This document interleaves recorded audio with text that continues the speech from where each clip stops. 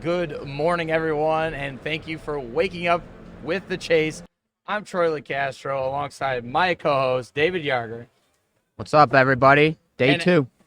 Day two, here we are. We're just getting started. It's very, very early here. We've got ourselves a special guest to start off the show, the Executive Vice President of Sales and Marketing for Upper Deck, Mr. Mike Phillips. Mike, how you doing? I am great. Thanks for having me. Appreciate it. Well, thanks for waking up did you have to be up this early anyways? I did. Yeah, Okay. I did. I kind of have to set an example for everybody else and be here before them. So it's all good. I wanted to wake... I like getting every second of this. While it only happens once a year, so you got to take it in while you can. Exactly. It's like Christmas. You got to soak it all in, especially this one, back in Atlantic City for the first time since 2016. Absolutely, and I live really close to here, so it's even better for me. I get to sleep in my own bed. I'm actually really jealous. You got any room in the house? You got any spare rooms, guest rooms? Not here. No. No vacancy. No No vacancy. vacancy. So right before we go to get into the interview, we like to do a little quote of the day to really get us ready for the episode. So why don't you lead us in, David, with the quote of the day, and then we'll get to our interview with Mike. Absolutely. If anyone needs motivation or inspiration today, it's me, because I already spilled coffee on my new shirt. Happens. So, remember, everybody, never settle for second when first is available. And that comes from the great spitting man, Lou Holtz. Do you have a Lou Holtz impression? Well, I did. Yeah, a lot of spitting, a lot of that. That's what you got to do. Yeah, there would be just saliva on the camera if I actually did a real impersonation, so. Well, we know you are a busy man, so why don't we get right into it? We just kind of want to shoot the breeze with you. First, I want to know is, did you yourself grow up a card collector? I did, very much. In the mid to late 70s, guess that's kind of dating me, but in the mid to late 70s, my mom used to come home from work every day with a pack of cards for me. Topps baseball, and looked forward to it, coming home from school every day. Collected for years that way, and a couple years later, I always like to tell the story. My first experience in being a salesperson in this industry was back in the day when kids were on the corner selling lemonade. I was selling baseball cards, so that was my first start in on the selling side of sports cards, and I was hooked ever since. Yeah, I mean, you had to have the hustle somehow when you were a kid, right? Yeah. If you weren't selling lemonade and you weren't a newspaper boy, might as well be slinging cards on the corner. Absolutely, and obviously, all the kids were collecting baseball cards that were my age back then. So it was an early community before community was like a real thing. So I did that, and then collected, and like most people, stopped when I was in college, do other things, and then as soon as I was finished college, I got right back in it and started actually even doing card shows right after college, and then eventually opened up a store. So I have I've hit each sort of stop in the early road of the hobby. I'd say so. Yeah, beautiful. And I just want to say, LinkedIn is a beautiful website because I did a little research on you, and I noticed that you've worked in cards for a very, very long time, and you've been part of the hobby for a while, like you were saying, as a kid. What is your favorite part about not just working in the hobby, but being a part of the hobby? Yeah, it's a great question. So I'm a lifer. I always say that. I have my whole working life worked in this industry, and I'm I've always said, even early on, up until now, I don't want to work in any other industry. I love this industry. I love watching the progression of this industry. And I think to your question, I love seeing where this industry goes. Because every time you think it's going to go one way, it just goes another. I mean, I can't tell you for years how many people would say to me, oh yeah, what do you do? I work in the trading card industry, Upper Deck. Oh, is that a thing? Is that still a thing? And I don't hear that anymore. Because now everyone knows that trading cards is a thing. An industry that everyone thought was going to go away and was gone is now the complete opposite of that. It's alive and thriving. So to me, I love watching the progression of this industry over all the years, like you said, that I've been in it. It's changed so much. Absolutely amazing how it is so mainstream now. I mean, even myself being out of the game for a couple of years, coming back, I'm just I'm just floored Yeah. by what we're seeing. I feel like I say that all the time, but I feel like it needs to be reiterated. Now, something I caught on there that you said, I want to know, so what was it like working in this industry during that first card boom? Yeah, so I worked when I had my card shop. Our first year was Shaq's rookie year, so 92, 93, which was crazy. And I remember now, I'm not from Buffalo like you guys, but I'm from, right outside of Philadelphia. So in the winter we get snow, not like you, but I remember one day in that winter of 92, 93, we had like epic snowstorm. It was like 2.5 feet of snow. It was like one of the biggest snowstorms ever. And That sounds like a Tuesday where we live. well, yeah, we had some guys who were like real big customers, and there was I forget what the release was, but something was coming out, and I had to literally get picked up by somebody in a 4x4. We opened the store because someone wanted that new basketball release. That's how crazy it was back then, and there weren't as many releases in each sport like there is now. But Right. I can only imagine like what it would have been like that Shaq year if there were like 20 basketball releases that year. There were only a handful, but it was insane. Every time something would come in, we'd have people waiting at the door for a new release. It was a lot of fun. But when it went south, not too long after that, it was pretty stressful. Yeah, it was pretty stressful. Yeah. So I'm not gonna lie, it was great, and then the sort of the downslide was not pleasant. But thankfully, that's in the past. We learned from it. We're all still here. So Yeah, so it's all absolutely. good. Yeah, live to tell the story, if you will. Absolutely, yeah. So I'm curious though, where you had that stressful downtime, where do you feel like you saw it start to kind of pick back up a little bit? And did you think you're like, okay, it's on the comeback?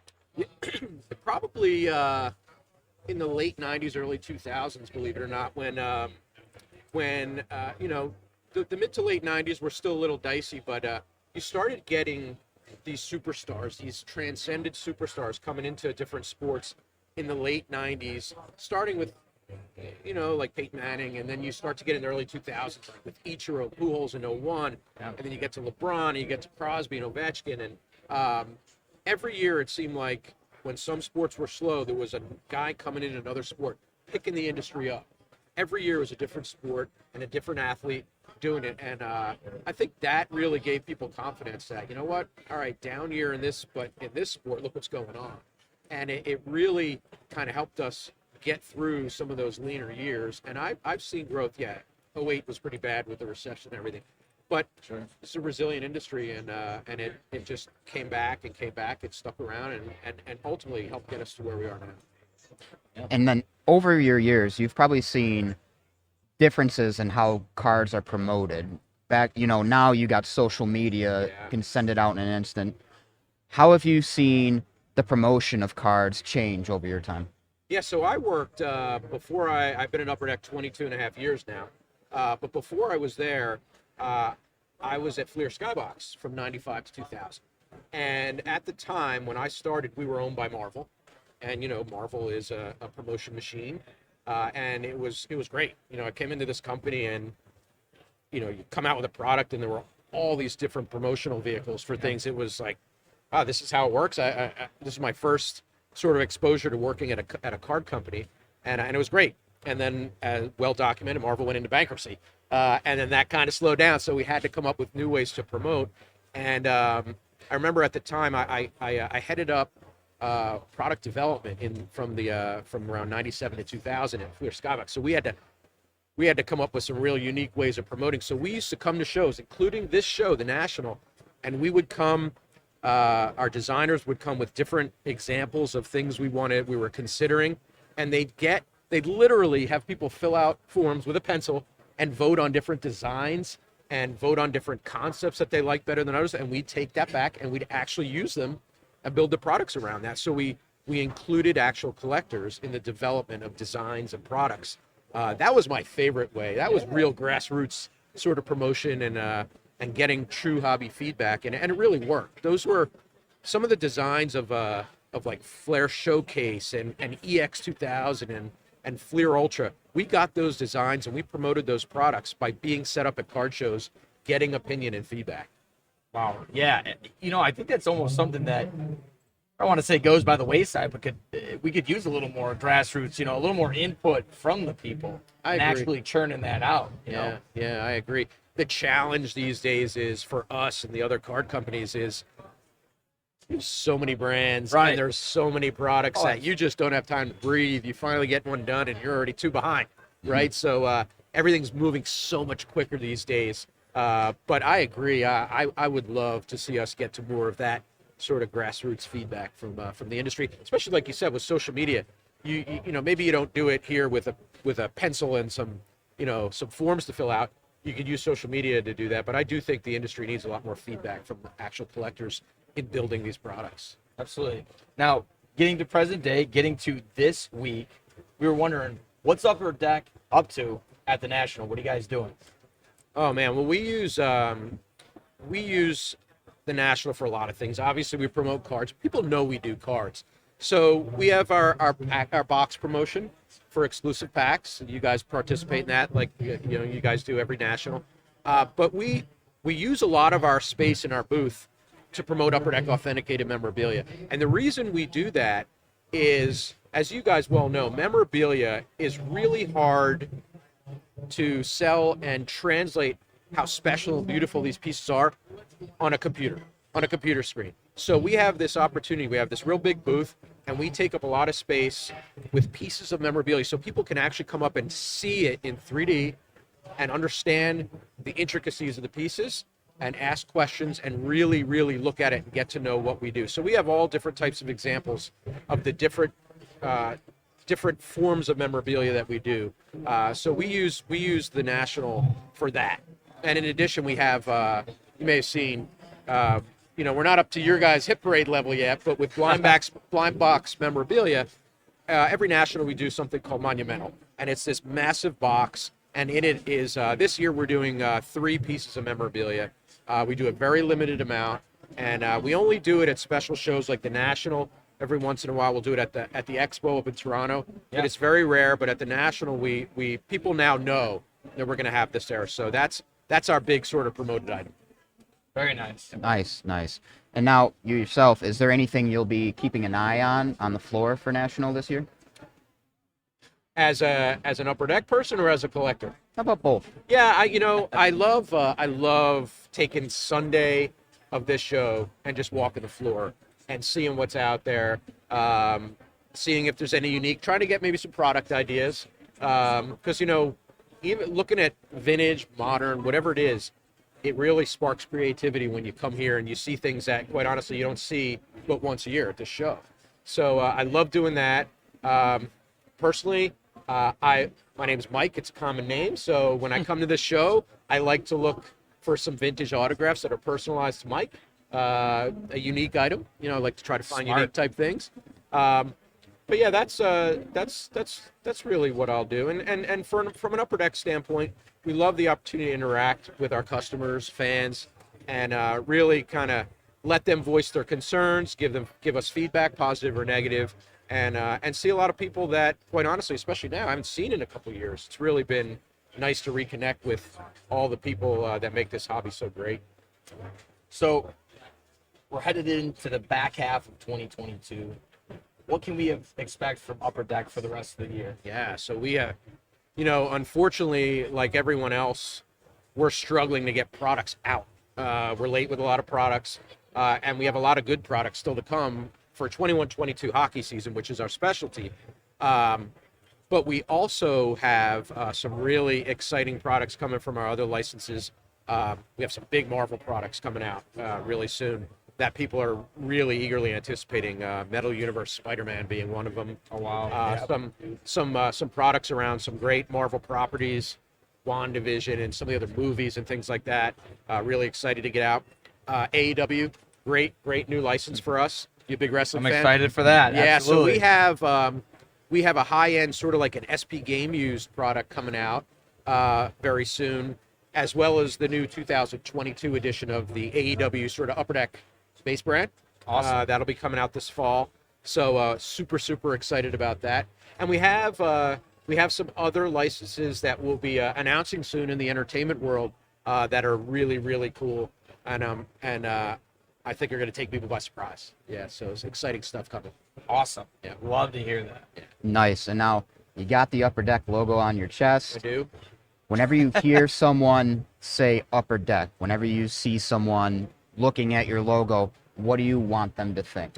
I want them to think, and it's the motto of our company, which is basically when you think Upper Deck, I want people to think of high quality. I want them to think of innovation and collectability, really caring about the collector, about our customers, both at the consumer level, at the wholesale level. We care about not only our company being profitable, you guys being profitable, excuse me, and we care about consumers and collectors feeling like they got value when they open up a pack of our cards. So I wear this with a lot of pride. Our late owner, he always wanted the Upper Deck logo to be thought of like the Nike swoosh. So when I think of our logo, I'm not saying we're Nike, obviously, it's something to aspire to, but when people see the Upper Deck logo, wherever I am in the world, and I've been fortunate for Upper Deck to travel the world, whether it be in Beijing or in Frankfurt, Germany, people know this logo, and it's equated with those things I mentioned, and I take a lot of pride in that. And as a steward of the company, it's a lot of responsibility. I don't take it lightly. People think of Upper Deck, I want them to think of quality and innovation. Absolutely. I mean, very recognizable. I think I could catch that anywhere I see that. Good. One little last fun two-tiered question I want to ask you just to wrap it up. What is your personal favorite Upper Deck set?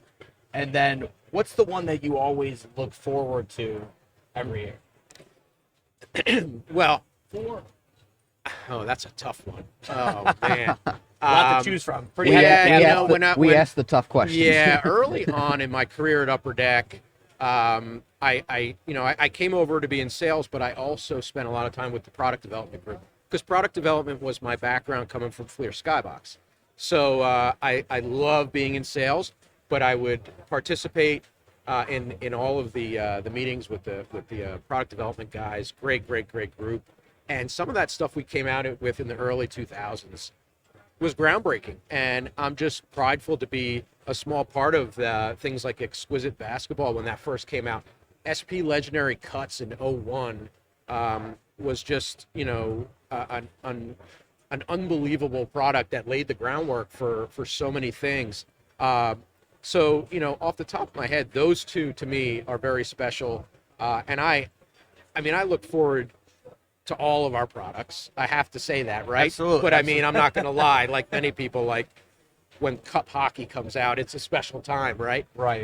That and UD1. UD1 annually is our official start of like the hockey season when UD1 comes out. That is puck drop. It is. It's like a month after the actual season starts, but when UD1 comes out, that is a special time for us at Upper Deck. It really is. So that's the one that I probably look forward more than any other every year. Well, Mike, I think that's a great answer.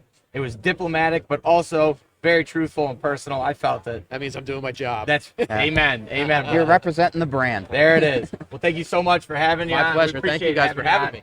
Thanks for Appreciate taking it. Good luck time with the show, all right? All right. Thank you so much. We'll have to have you on again. How about that? I'd love it. All right. Did you have a good time? I did. All right. Good. Absolutely. Good. All right. Meerkat, can you help show Mr. Phillips out? I want him to have a clean exit, not trip over anything. All right. Lovely. Hey. Meerkat, always doing a great job behind the camera. He's just the man, the myth, the legend. What can we say? We got a little round of applause from there. Everybody in the chat, give it up for Meerkat. Give it up in the chat. I'm sorry, I haven't even been able to check the chat. How is the chat? It's been all right. Higgy Bear, good morning. He's back home. Higgy. He's back home. There he is. Yeah, no, Anybody everyone's Who's out there in Twitch land? yeah. Munoz, Meerkat, exclamation points. Always happy to Beefy see Brett Meerkat. with the high fives or the round of applause. So They love seeing Meerkat, obviously. absolutely. So, you and I did a little something on the floor yesterday. We eh? did. What did we do? So we went around and we got to interview some VIPs that entered the floor early. Yep. Got to give them got to get to know a little taste of what they experienced yesterday, and they got a little something out of talking to us. So. Sure did. Why don't we go ahead and play that, Dave? Let's see what the VIPs had to say about their experience so far at the National.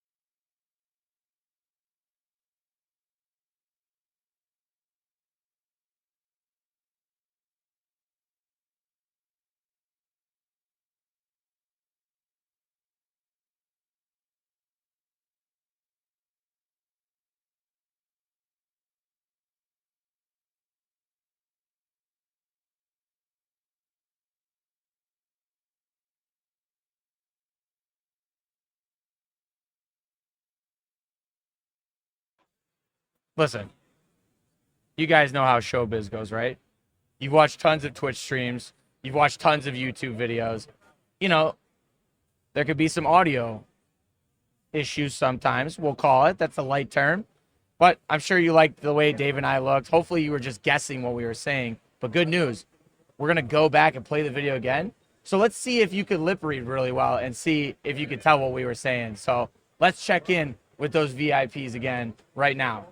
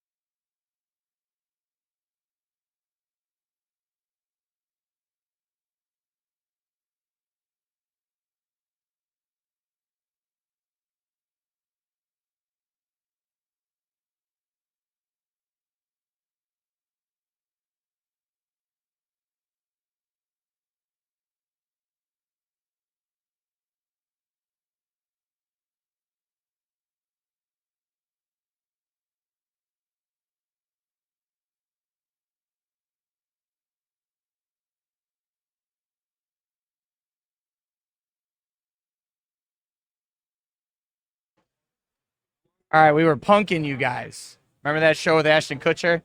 I don't know if I'm dating myself or not. John thinks I am behind the camera. Anyways, we have our next guest here today, Dr. James Beckett. James, thank you so much for joining the show. Thank you. Yeah, I appreciate it. So, how was the ride in? How was it? Get here okay? Got here fine yesterday, leaving at, what was it, 3:30 in the morning? 3:30. That's pretty. Did you need a lot of Too early for caffeine? me. I'm retired. Exactly. I was gonna say you want I to don't- sleep in. You want to golf. I actually do not do caffeine anymore. I gave up caffeine about 26 years ago God bless you. because I just wake up excited about the hobby every day. There you go. What an answer. There you go. That's how. If anybody ever asks you about the hobby, it gets you up in the morning, gets you going. Exactly.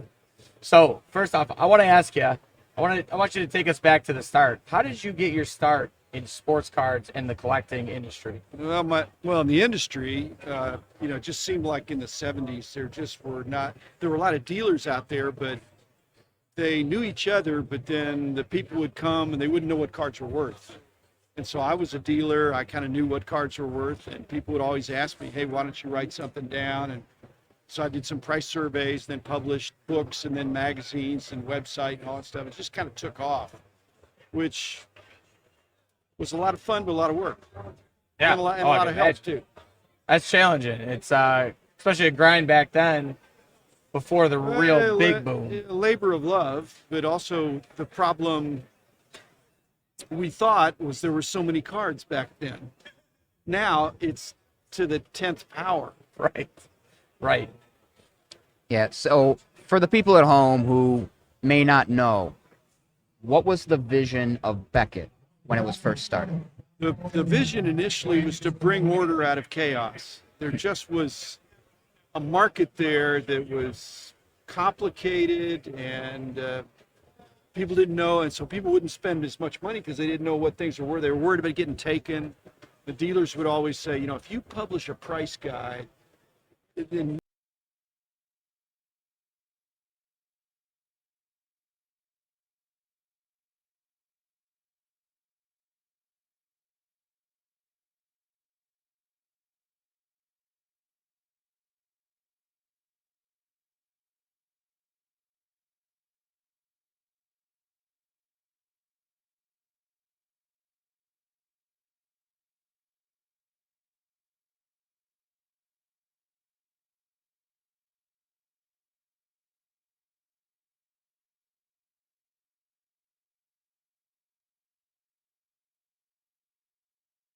buy, sell, trade. That people would know what things are worth, and that's how the hobby can grow like this, I think.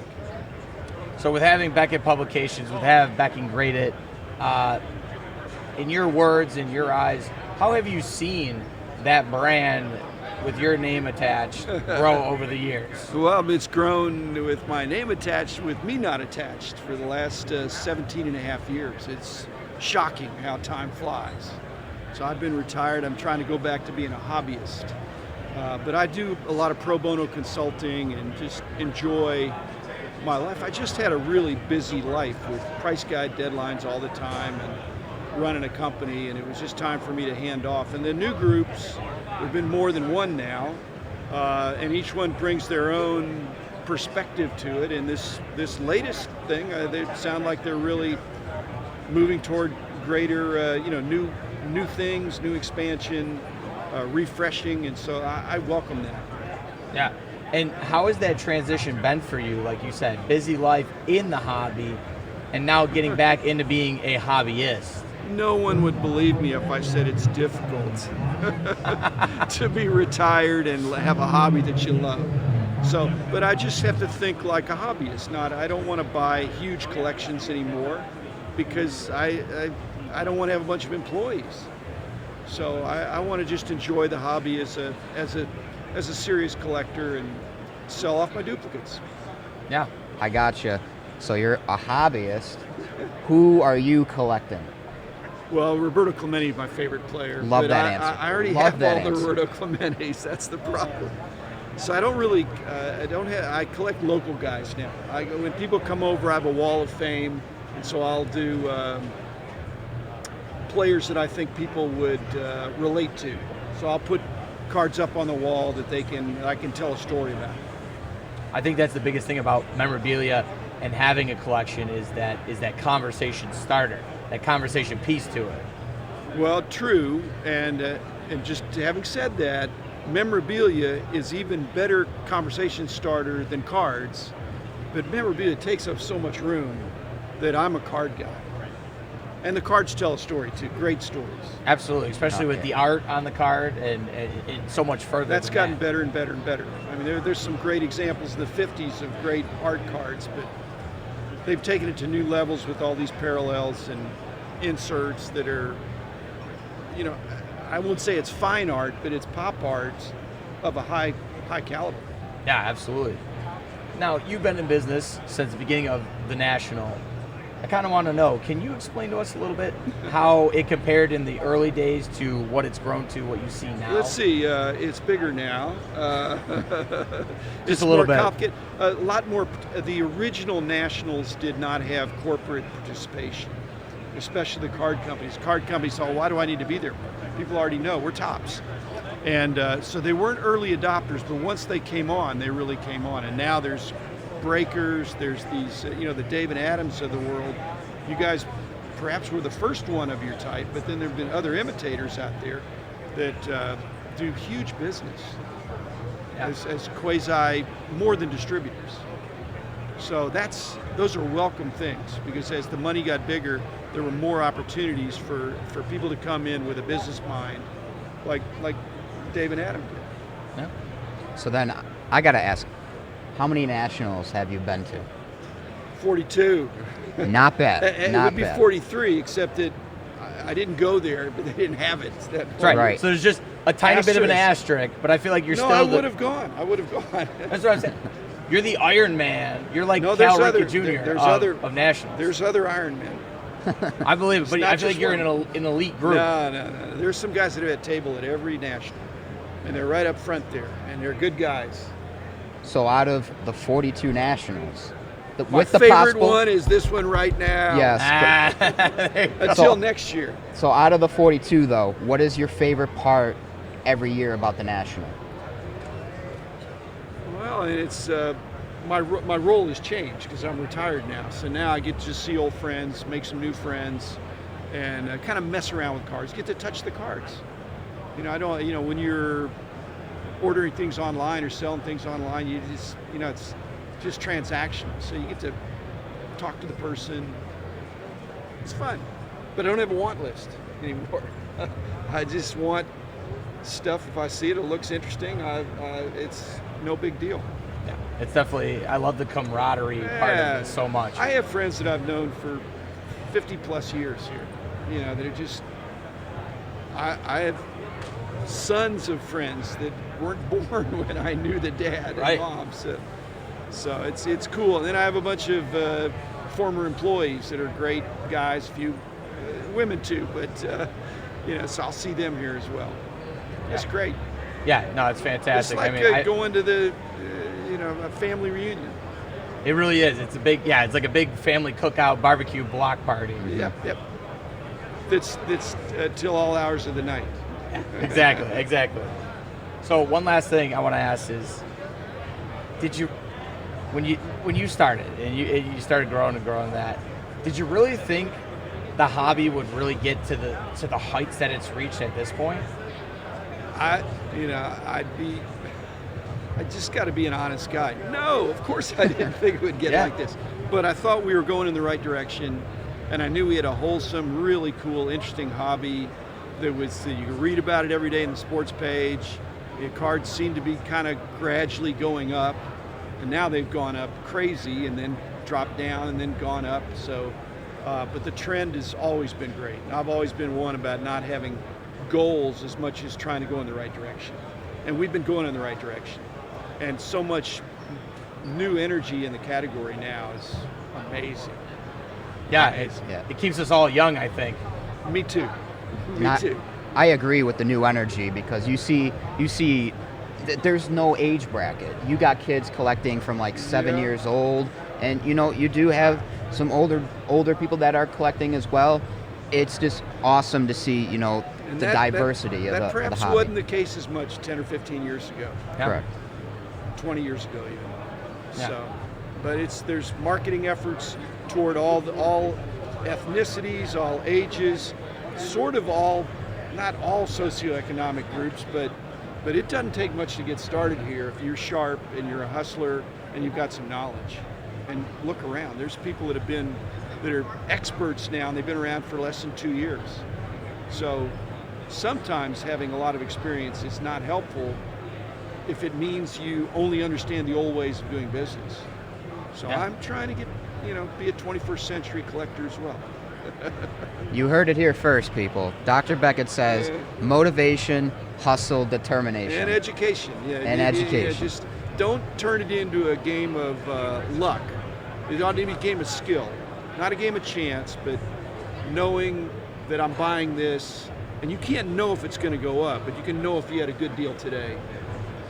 Yeah, I very much think that's the thing. People think it's all on luck, but If you're doing luck, then that's not good. That's flipping coins. I don't want to flip coins. I want to, you know, if I buy something for 1/3 off, I'm not that worried about whether it's going up or down. I already made a good deal. yeah, absolutely. If it has liquidity. Well, don't I wanna want to be- thank you so much again Thank for you, joining us. guys. I really appreciate the opportunity to talk to you. My pleasure.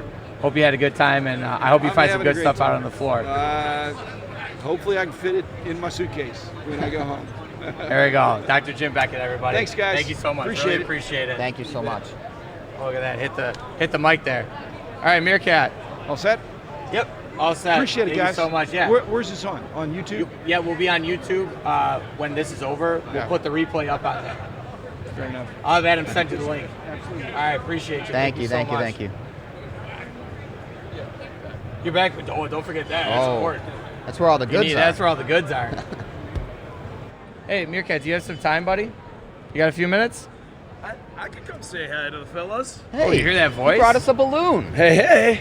He goes, hey. Oh, look at it. I told him to bring the balloon on. He did it. Everybody, It's round of it. applause in the chat for Meerkat. Huh? How about it? Yeah, how we doing, guys? What's up, buddy? How was your night? It was a long night, but we're feeling good. The giveaways yesterday got a little crazy. I'm sorry for the raspiness of my voice, but you got to deliver for the people. We're delivering right now. We're ready to go.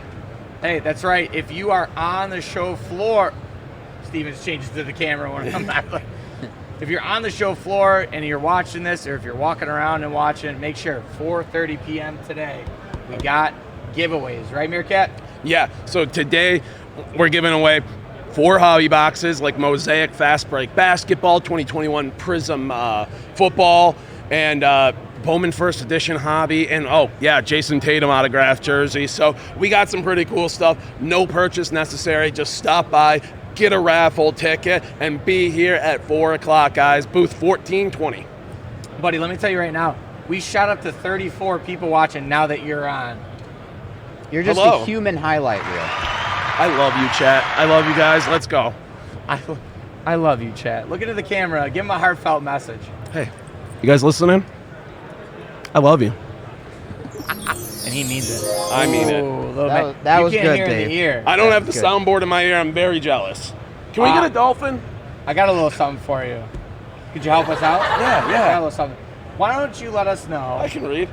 Let the people who are watching that are on the floor, walking around, or might be headed here, or the people at home, let us know what some of the other companies got going on today for some promotions. So Panini Silver Packs are back. One of the most popular things at the National every single year. The stuff that comes out of those packs is exciting. You never know what you're going to get. Some big time things to be pulled. And we are your Panini Redemption Center here. We have all the products for the Silver Packs that you need right now. We have things like the 2022 Select UFC Hobbies, Court Kings Blasters, Chronicles Basketball.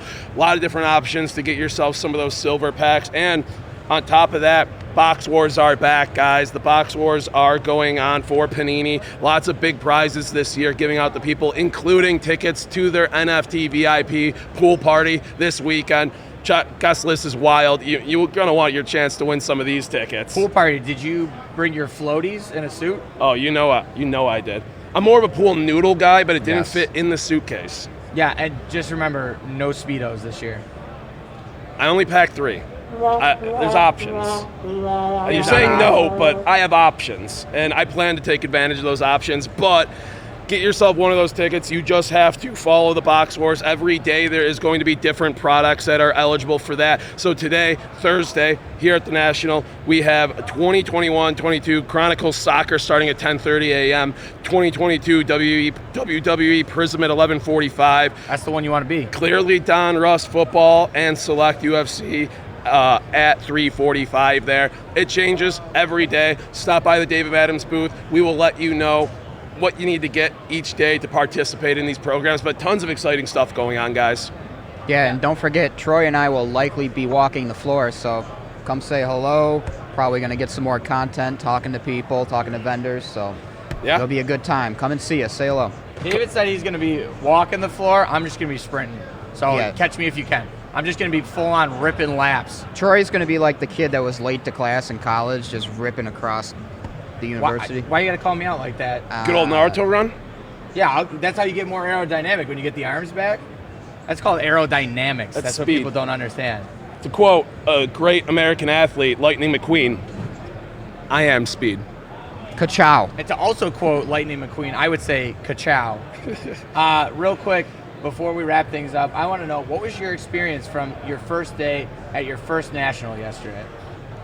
First word that comes to mind is obviously overwhelming. The space, incredible. The amount of dealers, everything corporate here, absolutely astronomical. There are so many great people to be meeting, making connections with people that we have, given away stuff to on the chase, people that we've interacted with on Twitter, in our chats. It's just very cool to meet everybody and make new connections. So many great things going on here and so many cool things to look at. I'm a hobbyist. The cards are incredible. They're obviously, the memorabilia, obviously incredible. But when you want to expand your horizons within this hobby, this is the place to be. You have everything from licensed autographed artwork to pennants from, the late 1800s of different, teams that I have never even heard of. Lots of cool things, though, going on. There's something for everybody here. Absolutely. Yeah. So also, too, David Adams, obviously, amazing, but Chase specific. I think we got to talk about these. Uh-oh. See the new gimmicks? Huh? Do you want me to model it for you? Are you really going to do it? Uh-oh. There it I is. probably look like an absolute nerd with a flat brim like this. I like it. But ladies and gentlemen, come by the booth. We got a couple boxes of the Chase. Beautiful brim here. Absolutely gorgeous. I feel like I'm on QVC. We got some hats, though, for some giveaways. So if you're around the booth, come see David and I. If you get Meerkat, we'll hand out some hats. We'd love to talk to you guys. Yep. But I don't know, boys. I think, is that about it? Yeah, we got a big day ahead. Lots of content. Check out the Instagram story. It is going to be popping all day at DA Card World. Yes. And as John reminded me, as he pointed, a little bit of breaking going on. 2 spots. Yes, sir. Steve is going to be on YouTube. Steven keeps switching the camera on me when I'm about to go there. We're going to have Steve streaming on YouTube. Pete will be streaming on Twitch. So stay tuned. Be with us later on Twitch. Pete will be right here at the desk breaking all day long. We are booth 1420. And don't worry, we have QR codes if you want to buy into some of our breaks. Or, of course, go to dacardworld.com. Go to the live tab. You can find the spots there that you can purchase. And you can watch the boys break it live for you and obviously interact with them too. And not just watch the breaks. If you were tuned in yesterday, you heard my long-winded explanation of our national giveaways. I'll give you the quick recap here. Go to dacardworld.live.com. You know what I'm talking about. On the interwebs, www. Right? But World Wide Web. Worldwide HTTPs. interwebs, exactly. Intergoogles. Any break listed, national exclusive, Pete or Steve, doesn't matter. They got over 100 breaks. They were nonstop yesterday. Every single break spot you buy into a sold-out break gets you an entry into our giveaway. We're giving out over $2,000 in break credit, giving 10 pieces of incredible signed athlete memorabilia away, 10 PSA graded cards, and a lot more, including break spots for a year. You all right? Anything else? Oh my God. And the boys at some Liberty, they're going to be tossing out some great credit and such in the chat. So make sure you're there, make sure you're active, and make sure you are buying into the National Exclusive Breaks, folks. Lots of good stuff going on. I think we left them around the helium a little too long. I agree. All right. You know how we usually end the show, right? Yeah. Do you want to help us do it? Do I crumble this up and throw it? That'll make a loud bang. How about you just flip it at the camera? Right? We got no paper. I got a paper clip. What do you got? What do we got? What do we got? Pen You got cap. a pen cap? Okay. Pen cap. Here we go. Ladies and gentlemen, just remember, it's all about the chase. See you guys tomorrow. Top guys out.